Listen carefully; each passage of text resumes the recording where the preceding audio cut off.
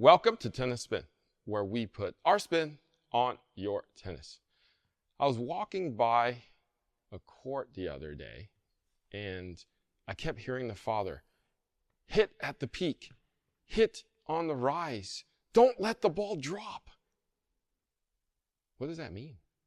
Stay tuned.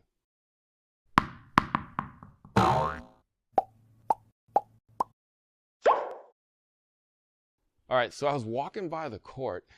The dad was telling his child, don't let it drop. Hit it at its peak. Attack the ball. And I was like, whoa, I don't think I do any of that anymore because I'm lazy. I wonder if people forget to do that. So I called out Coach Rob to watch me. We're gonna use the Fast Track Tennis machine today because weather isn't wonderful today, and we're gonna go over what the dad said and what typically people are doing wrong. Okay, so Coach Rob is here. We're gonna set it up. Stay tuned.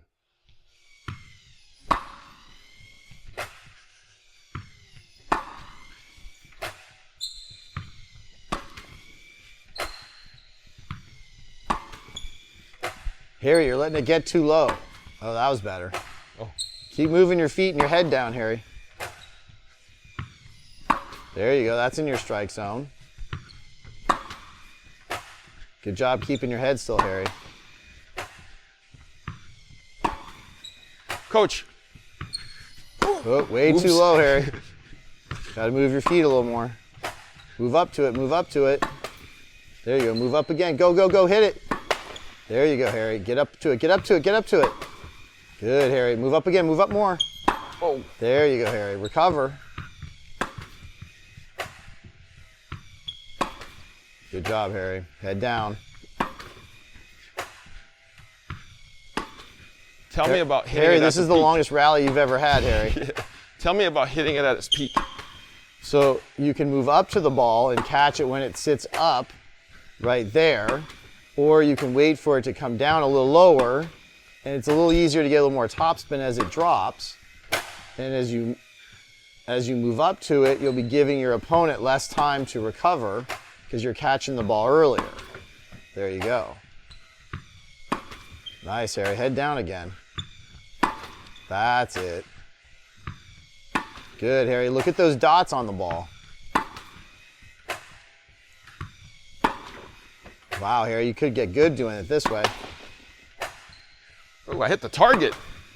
That's what it's there for. Down the line, coach. That looked like inside out. Down the line, coach. All right, go inside out. Good, inside in. Good, hit a drop shot, Harry. You got him confused. Drop shot. Good, Harry. Move through the drop shot. Nice, Harry. Move through the drop shot again.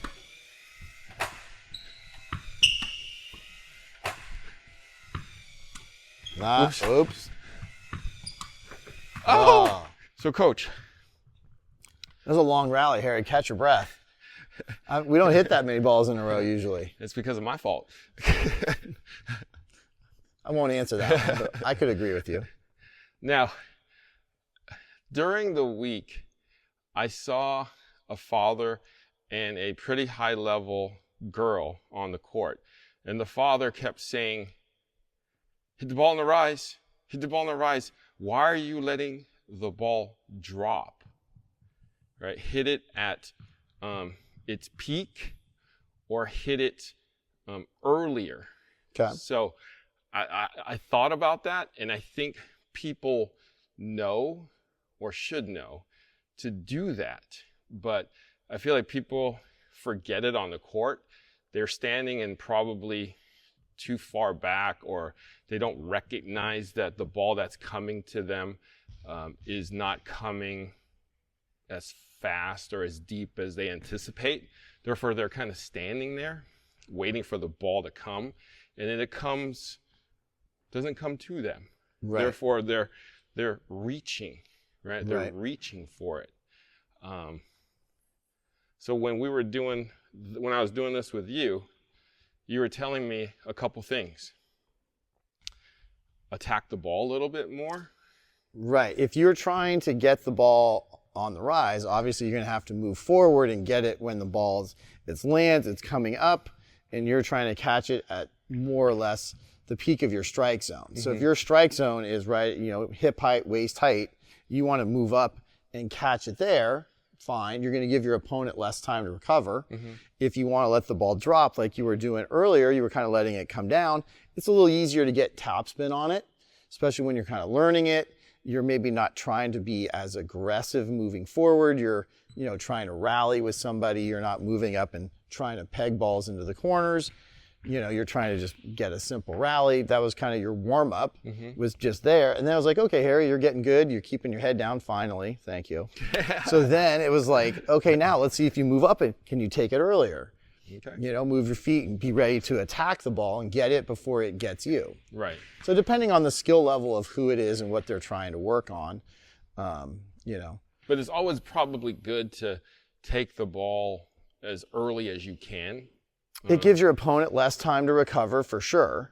Now, if you're taking the ball early in your mind and you're swinging and it's up here, that's not in your strike zone typically. Right. So, at some point you'd be like, maybe I should let that ball come down, hit another ball back, and then look for a ball where I can move forward and get it at waist height. Right. Because if I miss, if it's loopy and I don't get up there in time, now I'm hitting a ball like at the, in between the bounce, and that's really tough, in between the strike zone. Right, right. Because if somebody really tops the ball at you like a rainbow with a lot of spin, then you're going to have to catch it early. Either move up and short hop it, move up and volley it, or, let it drop and roll it back. Right. Got it. Right. Got it. So, but a lot of that has to do with if you hit a good ball and you've made your opponent move and you see them in a defensive position, if you anticipate, a defensive ball back or a loopy ball back, you can move up and catch it early and give them less time to recover, and you're going to take it early. I feel like it just kind of, it's hard, when we're not seeing the exact person we're talking about. Right. But if we're kind of picturing that level of player, like, yeah, you want to be able to move up and short and take the time away between their hits. I feel like he might have been trying to just keep in her mind that always be on the ball, always be looking at the ball. I mean, probably attacking the ball. It's looking at to do that, you need to see what's coming, right? Like you can say attack it, but if you don't see the arc, and then all of a sudden it's too late, you're like, whoops, right? But if you're anticipating and reading what's coming, you can move up easier and attack that ball easier because you're reading what's coming to you. But I feel like when I heard him say that, and when I heard you say that my focus changed. You have less time. You're not like, let me wait, let's line it up and make sure there it is, We just made you move your feet a little bit more and hit the ball a little bit sooner. Right. So you were being a little more aggressive in your movement, your footwork, and your, in your contact point. Right. I mean, it made me more because all of a sudden he started hitting the ball here versus letting it drop down to knee height. So it's just a couple more steps and getting him to crack it a little bit sooner. Right. Right. And thank God you didn't keep looking at the wall. We'll talk about that in another video. All right. Thank you, Coach Rob, for explaining that to us. I feel like, when you have the hit at the peak of the bounce or don't let it either,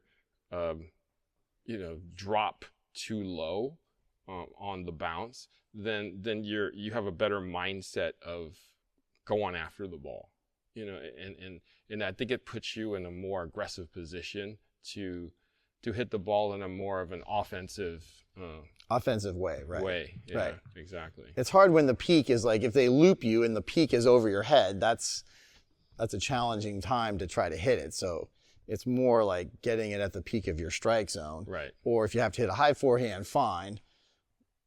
Yeah. Well, it just depends on the skill level. It depends on the skill level. Only because I'm taller, but for players that aren't as tall, they're going to have better footwork. They're going to get up to the ball quicker, and they can take it here. Maybe versus me slower, hitting it, higher forehand. They may be able to catch it in their strike zone, giving me even less time to recover. Right. Got it.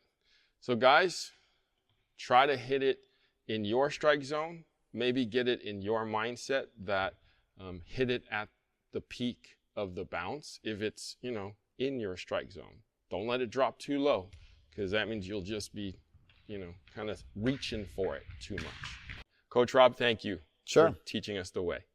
All right, guys, thank you for watching Tennis Spin, where we put our spin on your tennis. Hey, coaches, are you tired of feeding 1,000 balls an hour and not being able to see exactly what's going on in their techniques of your players? Ready position. Fast track tennis is the way. They'll feed the balls for you. You can stand on the same side as the person you're coaching.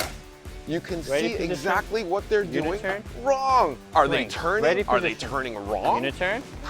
Swing. Can you really see it from the other side? Uniturn. Get fast track tennis today and help your students and help yourself with your lesson. Swing.